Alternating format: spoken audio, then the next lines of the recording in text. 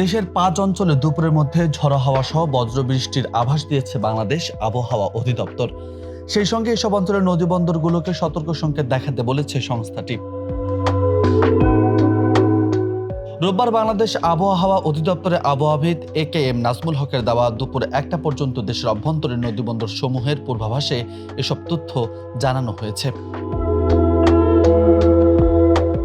আবহাওয়া অফিস জানিয়েছে, আজ দুপুর 1টার মধ্যে রংপুর, বরিশাল, নোয়াখালী, কুমিল্লা ও চট্টগ্রাম অঞ্চলসমূহের উপর দিয়ে পশ্চিম উত্তর পশ্চিম দিক থেকে ঘন্টায় 45 থেকে 60 কিলোমিটার বেগে অস্থায়ীভাবে দমকা ঝড়ো হাওয়া সহ বৃষ্টি, বজ্র সহ বৃষ্টি হতে পারে।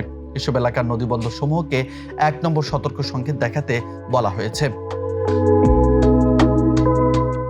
এদিকে আজ ঢাকা সহ আশেপাশের বিভিন্ন অঞ্চলে দিনের তাপমাত্রা সামান্য বাড়তে পারে, ফলে অনুভূতি বাড়তে পারে গরমের। আর আকাশ অস্থায়ীভাবে মেঘলাও থাকতে পারে বলে জানানো হয়েছে। বৃষ্টির সম্ভাবনা নেই বলেও জানানো হয়েছে। রোববার সকাল 7টা থেকে পরবর্তী 6 ঘন্টার জন্য ঢাকা ও এর পার্শ্ববর্তী এলাকার আবহাওয়ার পূর্বাভাসে সব তথ্য জানানো হয়েছে। এতে বলা হয়েছে, আকাশ অস্থায়ীভাবে আংশিক মেঘলা থাকবে এবং শুষ্ক থাকবে। এ সময় পশ্চিম অথবা দক্ষিণ পশ্চিম দিক থেকে ঘন্টায় 6 থেকে 12 কিলোমিটার বেগে বাতাস প্রবাহিত হতে পারে। সেই সঙ্গে দিনের তাপমাত্রাও সামান্য বাড়তে পারে।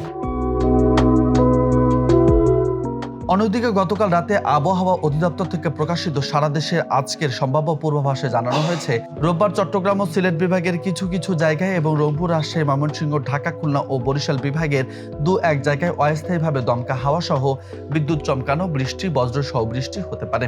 সেই সঙ্গে সারা দেশে দিনের এবং রাতের তাপমাত্রা সামান্য বৃদ্ধি পেতে পারে।